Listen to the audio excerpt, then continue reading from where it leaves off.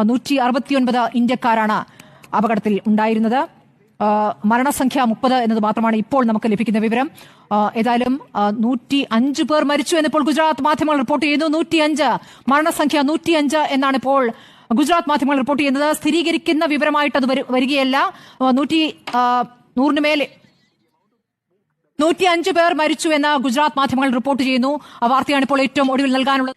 ഞാൻ വെറുതെ പറയുകയല്ല. നമ്മുടെ പ്രബുദ്ധ സമൂഹത്തിൽ ഏറ്റവും വിവേകവും വിവരവും കുറവ് എന്റെ എളിയ അഭിപ്രായ പ്രകാരം കേരളത്തിലെ നിലവിലുള്ള മാധ്യമ പ്രവർത്തകർക്കാണ്. അടിസ്ഥാന വിദ്യാഭ്യാസം പോലും ഇല്ലാത്ത, വിവേകവും കോമൺ സെൻസും ഇല്ലാത്ത ഒരു വിഭാഗം കേരളത്തിൽ അഭ്യസ്ത വിദ്യർ എന്ന പേരിൽ ജീവിക്കുന്നുവെങ്കിൽ അത് കേരളത്തിലുള്ള മാപ്രകളാണ്, മാധ്യമ പ്രവർത്തകരാണ്. എന്തിവിടെ യാതൊരു വിവരവും ഇല്ല. ഒരു ചർച്ച ചെയ്യാനുണ്ട്, 7 മണിക്കാണ് ചർച്ച, 5 മണിക്ക് വിക്കിപീഡിയ അടിച്ചു നോക്കും, യൂട്യൂബ് അടിച്ചു നോക്കും, ചാറ്റ് GPT നോക്കും, ഒരു ചെറിയ നോട്ടുണ്ടാക്കും, തള്ളി അടിച്ച് ഡയലോഗ് അടിക്കും. ഇതിനല്ലാത്ത 5 പൈസക്ക് കേരളത്തിലുള്ള 90% മീഡിയ പ്രവർത്തകരും പറ്റില്ല. വിവരമില്ല എന്നുള്ള വിവരവുമില്ല. ഇന്ന് തന്നെ നോക്കൂ, ഞാനത് ആക്ഷേപിക്കാൻ വേണ്ടി പറയല്ല, നമ്മുടെ ഒരു ഗതികേട് പറയുകയാണ്. ഇലക്ഷൻ റിസൾട്ട് അവലോകനം ചെയ്യുന്നത് പോലെയാണ് യുദ്ധകഥ അവലോകനം ചെയ്യുന്നത്. 26 ആളെ കൊന്നു, 10 ആളെ കൊന്നു, 8 ആളെ കൊന്നു, കത്തിച്ചു, പൊട്ടിച്ചു, നശിപ്പിച്ചു. ഇപ്പൊ അടുത്ത അപ്ഡേറ്റ്, സ്ഥാനാർത്ഥി 30,000 വോട്ടിന് ലീഡ് എന്ന് പറയുന്ന പോലെയാണ് ലീഡ്. ഇവിടെ 8 ആള് മരിച്ചു, അവിടെ 22 ആള് മരിച്ചു, 12 ലീഡ്, 14 ലീഡ്, വമ്പിച്ച ഭൂരിപക്ഷം. ഇത്ര വലിയ വിഡ്ഢികൾ ലോകത്തുണ്ടോ?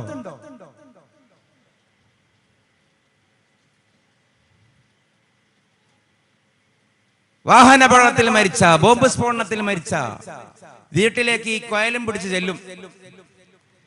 ഞാൻ നേരത്തെ പറഞ്ഞ റിലാക്സ് ആഗ്രഹിക്കുന്ന ഇരകട നേരെ എന്തൊക്കെയാണ് ഓർമ്മകൾ? സങ്കടമുണ്ടോ? വേദന ഉണ്ടോ?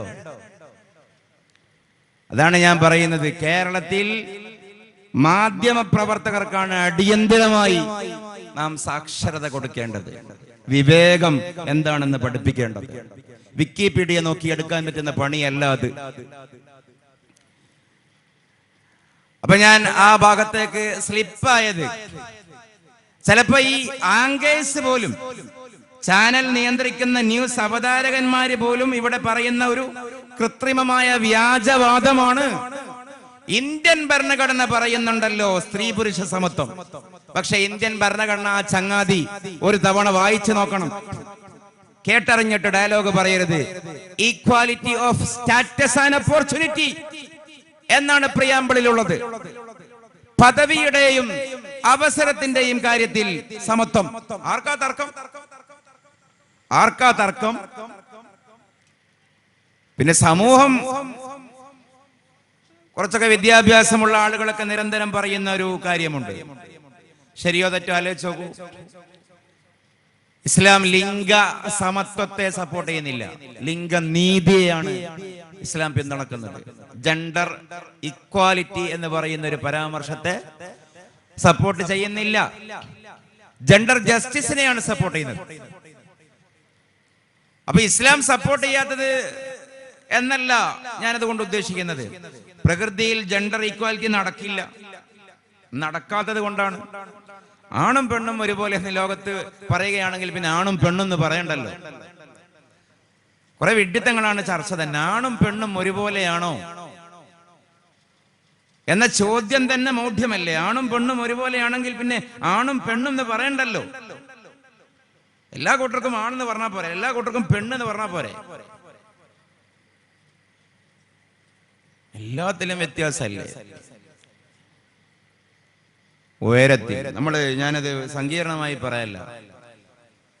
വീട്ടിലൊക്കെ ഒരു സഹോദരിക്ക്, നമ്മുടെ ഭാര്യക്ക്, പെങ്ങൾക്ക് പ്രഗ്നൻസി ആയാൽ ഈ ഒരു പുസ്തകം കൊണ്ടു തരുമല്ലോ, കൈപ്പുസ്തകം.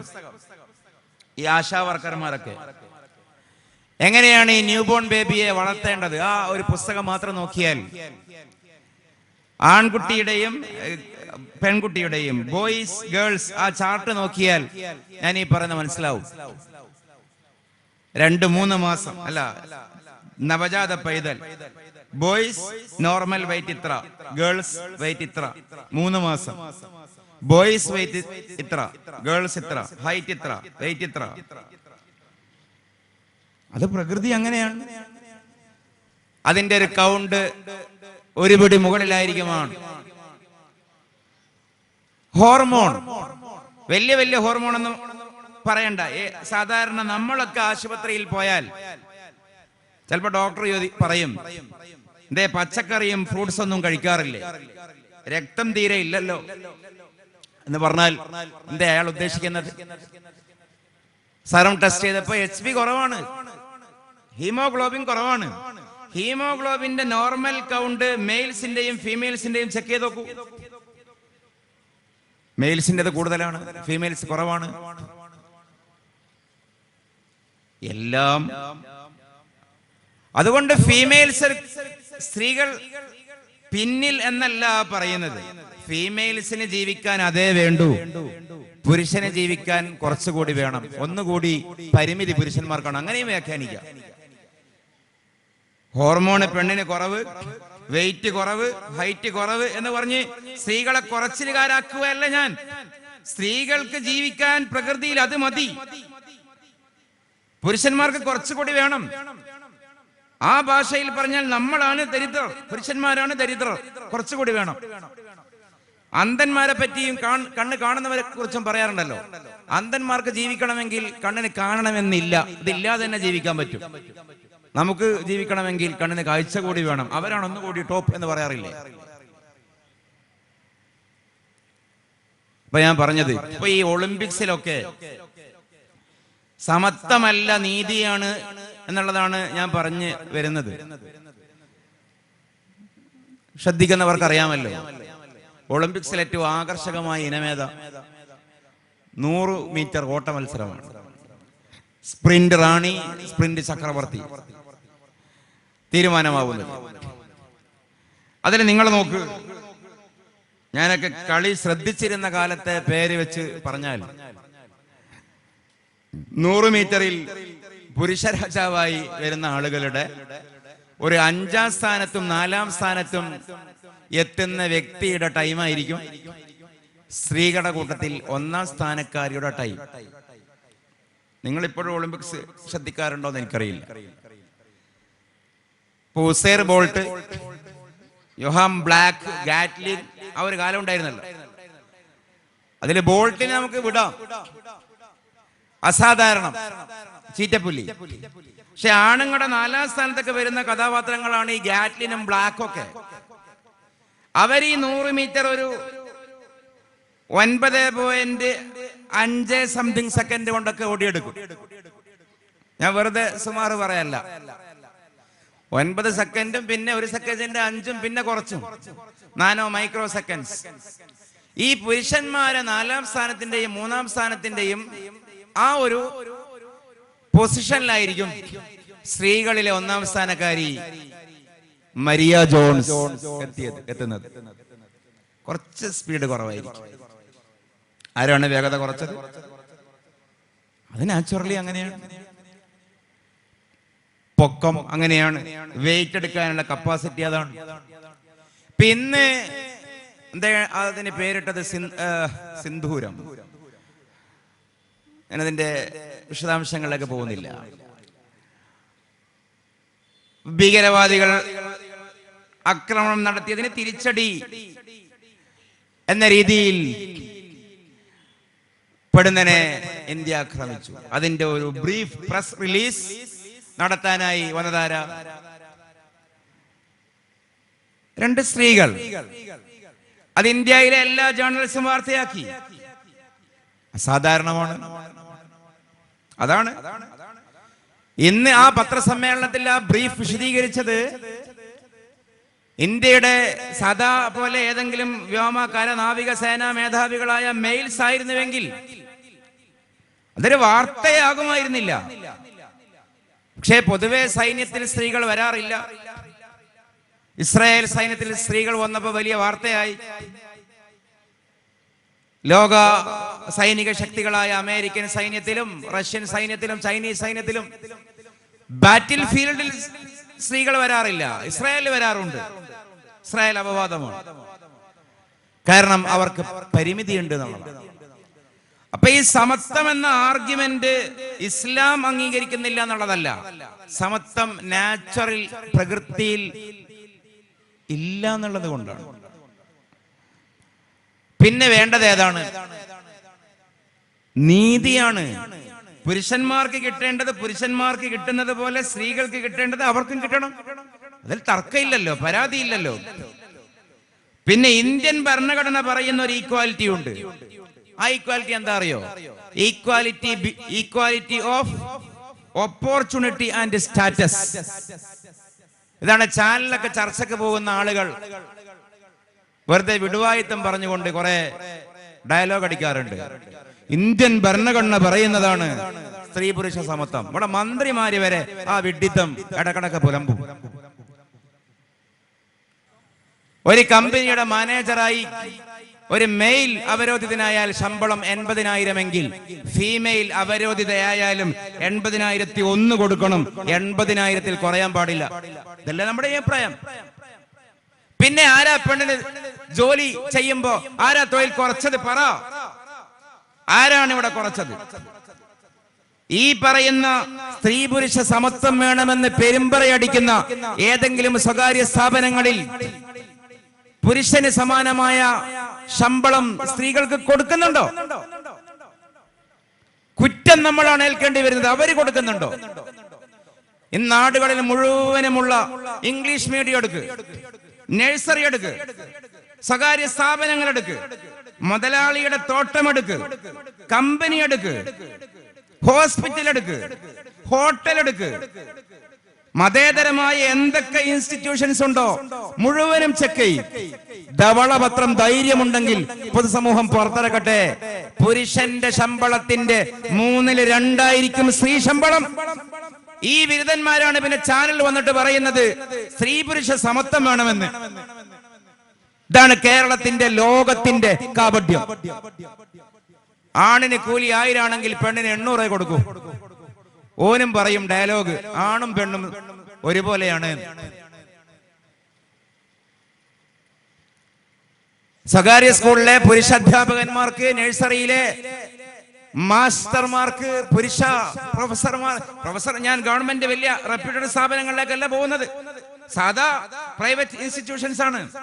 മാധ്യമ സ്ഥാപനങ്ങളിൽ വരെ കുറവാണ്, ശമ്പളം കൊടുക്കുന്നില്ല. പെണ്ണുങ്ങന്മാർക്ക് 200 രൂപ കുറച്ച് കൊടുത്താൽ മതി എന്നുള്ളതാണ് സമൂഹത്തിന്റെ നടപ്പ്. അത് സമൂഹമുണ്ടാക്കിയ ടെൻഡൻസിയാണ്. എന്നിട്ട് അവര് പറയും ഓപ്പർച്യൂണിറ്റിയിൽ അതേപോലെ സ്റ്റാറ്റസിലും ഈക്വാലിറ്റി വേണമെന്ന് പറഞ്ഞതിനെ അവർ ദുരുപയോഗം ചെയ്യുകയും ചെയ്യും. ഞാൻ അങ്ങോട്ടേക്ക് കൂടുതൽ എന്റെ വിഷയം കൊണ്ടുപോവുകയല്ല. വീട്ടിൽ ഇസ്ലാം പദവി കൊടുക്കുന്നുണ്ട്. സ്ത്രീക്ക് സമ്പാദിക്കാം. ലിരിജാലി നസീബുൻ മിമ്മക്തസബു വലിന്നിസാഇ നസീബുൻ മിമ്മക്തസബ്ന. വിശുദ്ധ ഖുർആനാണ്. പുരുഷന്മാർ സമ്പാദിച്ചത് അവർക്ക് ഡെപ്പോസിറ്റ് ചെയ്യാം, ഇൻവെസ്റ്റ് ചെയ്യാം, അത് അവരുടേതാണ്. സ്ത്രീകൾ സമ്പാദിച്ചത് അവർക്കുള്ളതാണ്. സമ്പാദിക്കാമെന്നായില്ലേ? പിന്നെ പറയും പുരുഷന്മാർ സ്ത്രീകൾക്ക് നിർബന്ധമായ നിയമങ്ങളൊക്കെ പാലിച്ചിട്ടേ സമ്പാദിക്കാവൂ, ജോലിക്ക് പോകാവൂ. അത് പുരുഷനും അങ്ങനെയാണ്. പുരുഷന് പാലിക്കൽ നിർബന്ധമായ നിയമങ്ങൾ മുഴുവൻ പാലിച്ചുകൊണ്ട് പുരുഷൻ ജോലിക്ക് പോകാവൂ, പുരുഷന് സമ്പാദിക്കാവൂ. അത് സ്ത്രീകൾക്ക് മാത്രമുള്ള ക്ലോസ് ഒന്നുമല്ല. സ്ത്രീക്ക് പറഞ്ഞ നിയമം പാലിക്കണം, പുരുഷന് പറഞ്ഞ നിയമം പാലിക്കണം. അങ്ങനെ സ്ത്രീകളെ ഒരു പ്രത്യേകം ഇസ്ലാം അങ്ങനെയാണ്. പിന്നെ അവിടെയുള്ളൊരു വാക്കുണ്ട് ഖിവാമ. പുരുഷനൊരു പദവി ഉണ്ടോ എന്ന് ചോദിച്ചാൽ പദവിയുണ്ട്. അർരിജാലു ഖവ്വാമൂന അലന്നിസാ, വിശുദ്ധ ഖുർആന്റെ കാഴ്ചപ്പാടാണ്. പുരുഷവർഗമാണ് സ്ത്രീവർഗത്തിന്റെ കാര്യകർത്താക്കൾ. എന്താണ് ഈ കാര്യകർത്തൃത്വം? ഖിവാമ. ഞാനിപ്പോ പറഞ്ഞത് തന്നെ ഉദാഹരിക്കാം. ഒരു വീട്ടിൽ ഭാര്യയും ഭർത്താവും 2 മക്കളും. ഭാര്യക്ക് സമ്പാദിക്കാം എന്നല്ലേ? ഭാര്യക്ക് ഒരു 10 ലക്ഷം രൂപ അവൾ സമ്പാദിച്ചത് ഡെപ്പോസിറ്റ് ബാങ്കിലുണ്ട്. 1 ലക്ഷം രൂപയുണ്ടെന്ന് കൂട്ടിക്കും. ഭർത്താവിന് തൽക്കാലം ജോലിയില്ല, ഗൾഫിൽ നിന്ന് ക്യാൻസലായി വന്നാണ്. എന്തോ കാരണത്താൽ ഭർത്താവിന് 1 ലക്ഷം രൂപ കടയുള്ളൂ, വരുമാനം ഇല്ല, അല്ലെങ്കിൽ ബാലൻസ് ഇല്ല. ഇസ്ലാമിന്റെ നിയമമാണ് ഞാൻ ഈ പറയുന്നത്. 2 മക്കൾക്കും രോഗമായി. 2 മക്കൾക്കും രോഗമായാൽ 1 ലക്ഷം രൂപ കടമുള്ള ഭർത്താവിന് മേൽ നിർബന്ധമാണ് ചികിത്സിക്കൽ. 1 ലക്ഷം രൂപ ബാങ്കിലുള്ള ഭാര്യക്ക് ചികിത്സിക്കൽ നിർബന്ധമില്ല. അതിന്റെ പേരാണ് ഖിവാമ. റെസ്പോൺസിബിലിറ്റി പുരുഷനാണ്. ഭാര്യക്ക് 1 ലക്ഷം ഉണ്ട്, ഭർത്താവിന് 0 ആണ്, ബാലൻസ് 1 ലക്ഷം കടമുണ്ടെങ്കിലും ഭാര്യക്ക് നിർബന്ധ ബാധ്യതയില്ല മക്കളെ ചികിത്സിക്കാൻ. അത് ഈ ഭർത്താവിന്റെ ജോലിയാണ് നിയമം പറഞ്ഞാൽ. പക്ഷേ പൊതുവെ ഞാൻ നേരത്തെ പറഞ്ഞു, ഭാര്യയും ഭർത്താവും എന്ന് പറഞ്ഞാൽ ഇസ്ലാമിക ദാമ്പത്യത്തിൽ കണ്ടറിയലും കൊണ്ടറിയലുമാണ്, പങ്കുവെക്കലാണ്. അത് സ്നേഹത്തിന്റെ പേരിൽ ഭാര്യ എടുക്കണം, അത് മറ്റൊരു വശം. പക്ഷെ നിർബന്ധ കടമയില്ല. വേനൽക്കാലമാണ്, കിണറ്റിൽ വെള്ളമില്ല, പഞ്ചായത്തിൽ നിന്ന് മുനിസിപ്പാലിറ്റിയിൽ നിന്ന് ടാങ്കിൽ വെള്ളം അടിക്കുകയാണ്, കുടിക്കാൻ വെള്ളമില്ല വീട്ടിൽ. ഭാര്യയുടെ 5 പൈസ എടുക്കാൻ ഇസ്ലാം നിർബന്ധിക്കുന്നില്ല ബാങ്കിൽ നിന്ന്. ഭർത്താവ് കടം വാങ്ങി വെള്ളം വാങ്ങി കുടിപ്പിക്കണം ഭാര്യക്കും മക്കൾക്കും. പെരുന്നാൾ വന്നു, ഒരു നൂല് പോലും വാങ്ങാൻ ഭാര്യക്ക് കടമയില്ല, ഭർത്താവിന് കടമയുണ്ട്. കടം വാങ്ങിയെങ്കിലും ഭാര്യക്കും മക്കൾക്കും ഉടുപ്പ് വാങ്ങിക്കൊടുക്കാൻ. ഈ തത്വത്തിനാണ് ഇസ്ലാമിൽ, ഈ റെസ്പോൺസിബിലിറ്റിക്കാണ് ഇസ്ലാമിൽ ഖിവാമ എന്ന് പറയുന്നത്. ഇതൊരു പ്രിവിലേജ് അല്ല. കാരണം സ്ത്രീക്ക് ജോലിക്ക് പോകാൻ പറ്റുന്ന സാഹചര്യമുണ്ട്, പറ്റാത്ത സാഹചര്യമുണ്ട്. വഴങ്ങുന്ന ജോലിയുമുണ്ട്, വഴങ്ങാത്ത ജോലിയുമുണ്ട്. പുരുഷന് സ്വാഭാവിക നിലയിൽ ആ പരിമിതിയില്ല. ഒരു സംതിങ് സ്പെഷ്യലി സംഭവിക്കണം, കൈ ഒടിഞ്ഞു, കാലൊടിഞ്ഞു, രോഗമായി, പ്രായമായി, വയ്യ, അങ്ങനെയൊക്കെ ആകുമ്പോ സെയിം. അല്ലെങ്കിൽ നാച്ചുറലി നോക്കിയാൽ ഒരു പൊടി കരുത്തനാണ്. ഇപ്പൊ ചുമതല അവനിലേക്ക് വെച്ചു കൊടുത്തു. ഈ പറയുന്ന 4 ആൾ വീട് രാത്രി ആക്രമിക്കാൻ വന്നു. ആക്രമിക്കാൻ വന്നപ്പോ ഭാര്യ ബെൽറ്റ് എടുത്ത പെണ്ണാണ്, ബ്ലാക്ക് ബെൽറ്റ് ആണ്, ജിമ്മിന് പോയിട്ടുണ്ട്, അടവറിയാം. ഭർത്താവ് നാടനാണ്, എങ്കിലും കടമ മുമ്പിൽ നിന്ന് മരിക്കാൻ ഭർത്താവിനാണ്. പ്രൊട്ടക്ട് ചെയ്യാനുള്ള കടമ ഭർത്താവിനാണ്. അപ്പൊ ഞാൻ ചുരുക്കുകയാണ്. അനന്തര സ്വത്ത് പറഞ്ഞു പോകട്ടെ. അനന്തര സ്വത്ത് ഈ കടമ ഭർത്താവിനായതിനാൽ പൊതുവെ സ്ത്രീയുടെ ഇരട്ടി ഭർത്താവിന് വരും. പക്ഷെ സമൂഹം എന്താ ചർച്ച ചെയ്യാ? സ്ത്രീയുടെ ഇരട്ടി പുരുഷന് കിട്ടുന്നുണ്ടെന്ന് മാത്രം ചർച്ച ചെയ്യും. എന്തുകൊണ്ടാണ് ഇരട്ടി കൊടുക്കുന്നത്? രോഗം വരുമ്പോൾ ചികിത്സിക്കേണ്ടത് അവനാണ്, ഉപജീവനം കൊടുക്കേണ്ടത് അവനാണ്, പ്രതിരോധിക്കേണ്ടത് അവനാണ്, പാർപ്പിടം കെട്ടേണ്ടവൻ അവനാണ്. ശരിക്ക് ഈ ഒരു ന്യായം വെച്ചുകൊണ്ട് പറയുകയാണെങ്കിൽ പുരുഷനെ കൊടുക്കണ്ടു എന്നാണ് വരിക. പക്ഷെ ഇസ്ലാം അങ്ങനെ ചെയ്തില്ല. പകുതി നീ മകൾക്ക് കൊടുക്കണം, അവളും സമ്പാദിക്കട്ടെ, ജോലി ചെയ്യട്ടെ. അപ്പൊ വാസ്തവത്തിൽ ഇത് മുഴുവനും നോക്കിയാൽ ആരുടെ അക്കൗണ്ടിലാണ് പൈസ കൂടുതൽ ഉണ്ടാവുക? ഈ കടമകളൊക്കെ ചെയ്യേണ്ട പുരുഷന്റെ അക്കൗണ്ടിലോ, ഇതൊന്നും ചെയ്യാൻ കടമയില്ലാത്ത പെണ്ണിന്റെ അക്കൗണ്ടിലോ? ഇസ്ലാമിക് സിസ്റ്റം ആണെങ്കിൽ നാട്ടു നടപ്പ് എങ്ങനെയെന്നുള്ളത് ഇസ്ലാം മറുപടി പറയേണ്ട വിഷയമല്ല. ഇസ്ലാമിക് സിസ്റ്റം ആണെങ്കിൽ പെണ്ണിന്റെ അക്കൗണ്ടിലാണ്, അത് മുഴുവനും സേഫായ പൈസയാണ്.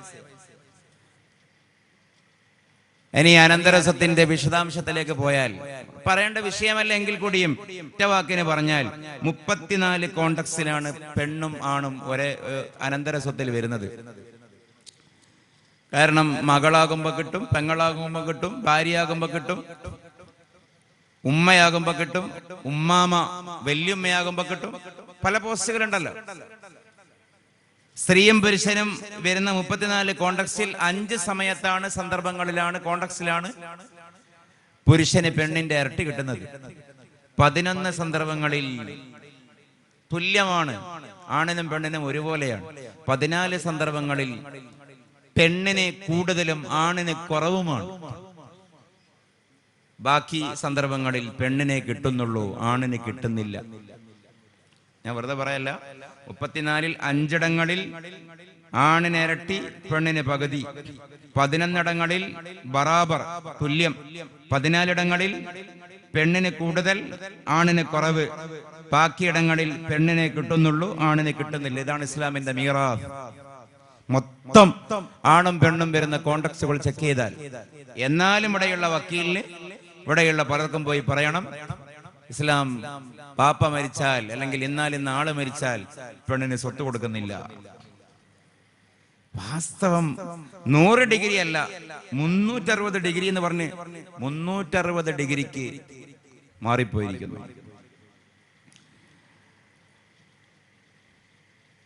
എല്ലാ കാര്യവും ഇസ്ലാമിന്റെ ഓരോന്ന് പരിശോധിച്ചാൽ, ഞാൻ ദീർഘിച്ചു പോകുമോ എന്ന് ഭയപ്പെടുകയാണ്.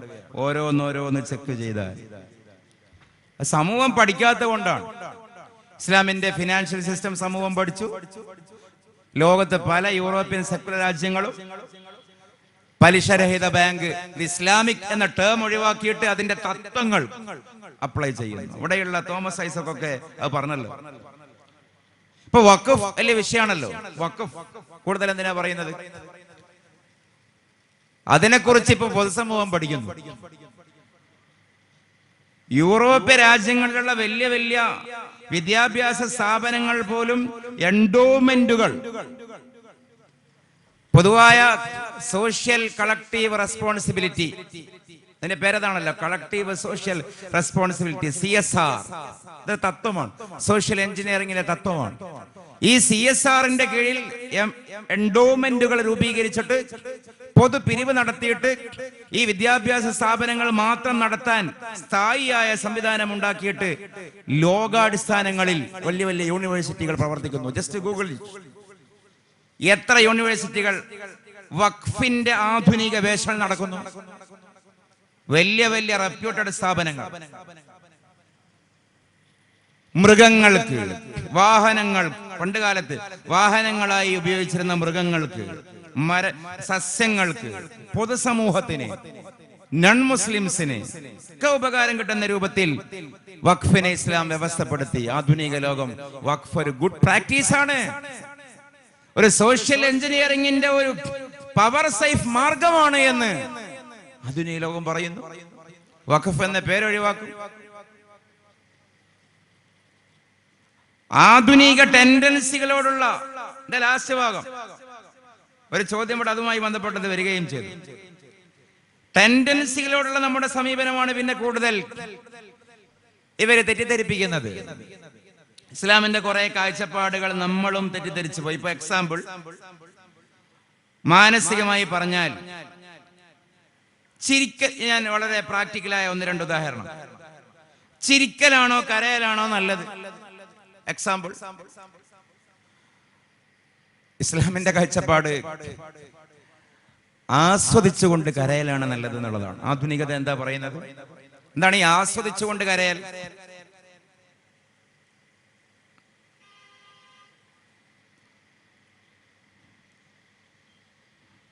ഒരാൾ ഒരു വിഷണ്ണനായി, മൂഡ് ഓഫായി നിൽക്കുന്നത് കണ്ടാൽ നമ്മൾ പോയി ചോദിക്കും, എന്ത് പറ്റി, എന്താ പ്രശ്നം, എന്നെ കൊണ്ട് പറ്റുമെങ്കിൽ ഞാൻ പരിഹരിക്കാം, കരഞ്ഞത് പോലുണ്ടല്ലോ എന്ന് പറയും.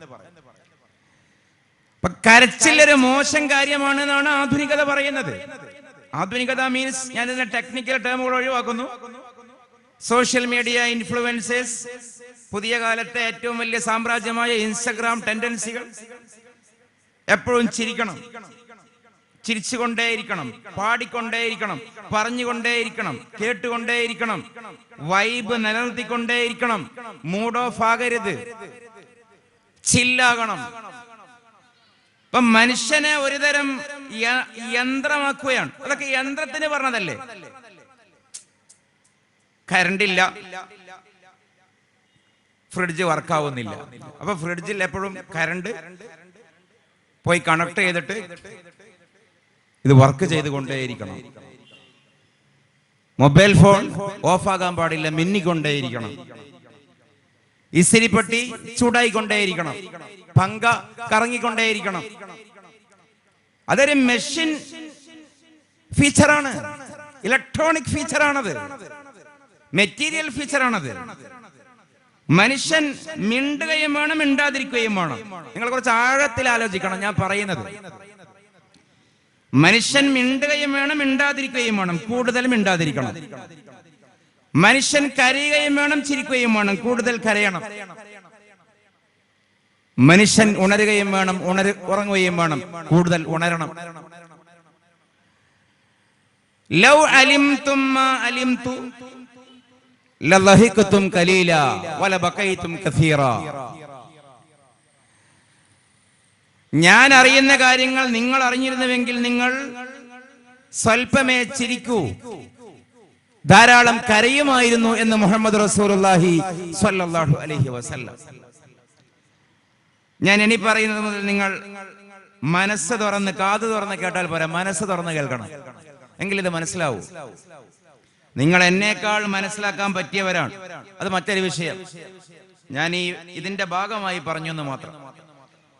ഞാൻ റസൂലുള്ളാഹിന്റെ ഒരു സല്ലല്ലാഹു അലൈഹി വസല്ലം ഒരു ഭാവം എങ്ങനെയാണെന്ന് ഹദീസിൽ വന്നത് പറയാം. അത് വെച്ചിട്ട് നമ്മുടെ മനോഭാവത്തെ നിങ്ങൾ അളക്കണം. എന്നിട്ട് ആധുനികത എന്തുകൊണ്ട് ഒരു തെറ്റായ ടെൻഡൻസിയാണ് എന്ന് മനസ്സിലാക്കുകയും വേണം.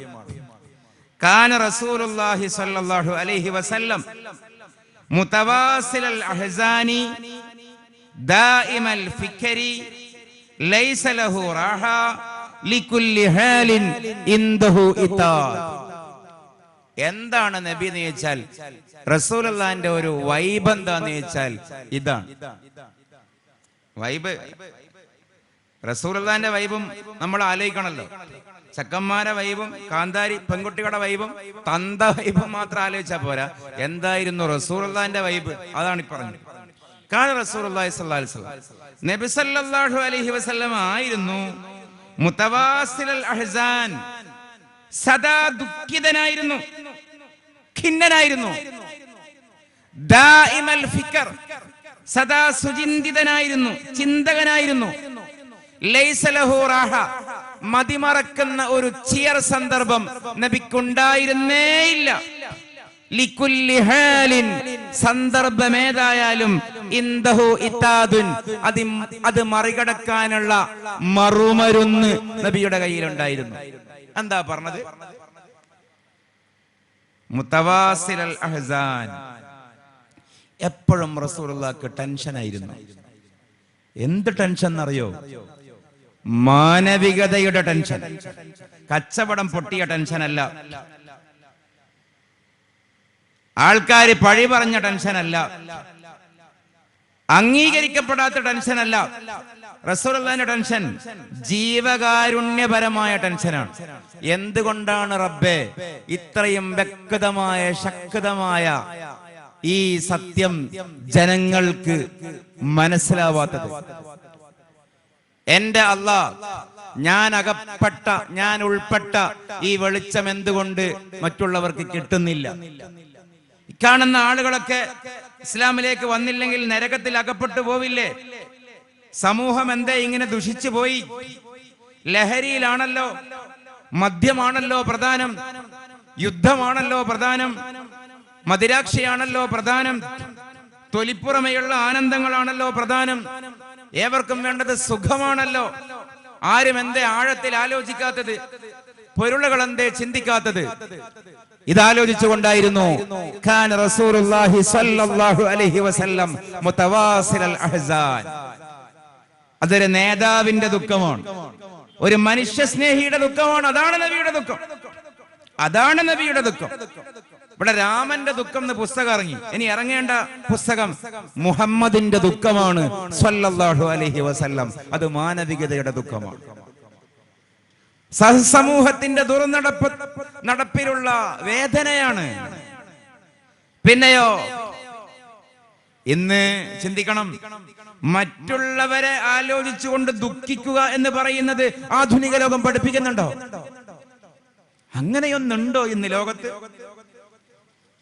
അങ്ങനെയൊന്നുണ്ടോ ഇന്ന് ലോകത്ത്? മറ്റുള്ളവരെ ആലോചിച്ചുകൊണ്ട് ദുഃഖിക്കുക. ഗാസയിൽ കുഞ്ഞുങ്ങളെ കൊന്ന് കുഞ്ഞുങ്ങളെ കരിച്ചു തിന്നുന്നു. തൊട്ടിപ്പുറത്ത് 5 സ്റ്റാർ ഹോട്ടലുകളിൽ ഷെയ്ഖുമാരും സുൽത്താൻമാരും പോലും സൽക്കാരം കൊടുന്നു. ആരെയാ പഴപ്പിച്ചത്? ഇത്തിബാഉ മുഹമ്മദിൻ ഒഴിവാക്കിയിട്ട് സല്ലല്ലാഹു അലൈഹി വസല്ലം ഇത്തിബാഉ ഡാഷ് അത് അറബികൾക്ക് ശീലമായി. മറ്റുള്ളവരാലോചിച്ചുകൊണ്ട് സങ്കടമുണ്ടോ? ഗാസയിലെ കുഞ്ഞുങ്ങളുടെ ദൈന്യതയാർന്ന ചിത്രം കാണുമ്പോൾ താങ്ങാൻ കഴിയാതെ സ്ക്രോൾ ചെയ്ത് ഒഴിവാക്കേണ്ടി വരുന്നു. 61 ദിവസമായി ഇന്നേക്ക് ബ്ലോക്കാണ്. ഒരു വഴിയിൽ നിന്നും ഒരു ട്രക്ക് പോലും, ഒരു ബ്രെഡിന്റെയോ ഒരു ഗോതമ്പിന്റെയോ ഒരു ട്രക്ക് പോലും അങ്ങോട്ടേക്ക് പോകുന്നില്ല. എന്നിട്ടോ അതിന്റെ 100 കിലോമീറ്റർ ഇപ്പുറത്ത് ഒരാടിനെ മുഴുവനും അറുത്തിട്ട് മൃദുലമായ ഭാഗം മാത്രം തിന്ന് ബാക്കി വേസ്റ്റ് ആകുന്നു അറബി ഷെയ്ഖും മക്കളും ഭാര്യയും. ഇതാണ് ഇന്നത്തെ ലോകം. ഒരാടിനെ മുഴുവൻ അറുത്ത് പൊരിച്ച് അത് തളികയിൽ വെച്ചിട്ട് അതിന്റെ സോഫ്റ്റായ ഭാഗം മാത്രം അത് മാത്രം സ്പൂണ് കൊണ്ട് കോരി തിന്ന് ബാക്കി മുഴുവനും മണ്ണിലേക്ക് വലിച്ചെറിയുന്ന അറബ് ഷെയ്ഖിന്റെ, അറബ് സുൽത്താന്റെ, അവരെ ഭാര്യമാരുടെ 100 കിലോമീറ്റർ അപ്പുറത്ത് കുഞ്ഞുങ്ങൾ വെള്ളം കുടിച്ചിട്ട് മാനം മര്യാദക്ക് തൊണ്ട നനയെ വെള്ളം കുടിച്ചിട്ട് മാസം 2 കഴിഞ്ഞു. ഇന്നത്തെ ലോകത്തിന് മുസ്ലിങ്ങളെ അവസ്ഥ ഇതാണെങ്കിൽ ബാക്കി പറയണ്ടല്ലോ. അവിടെ പോയി ആയുധം വിൽക്കുന്നവന്റെ കഥ ഞാൻ പറഞ്ഞില്ല, തമ്മിൽ അടുപ്പിക്കുന്നവന്റെ കഥ, ലാഭം കൊള്ളുന്നവന്റേത്, ഇതൊക്കെ വേറെയാണ്.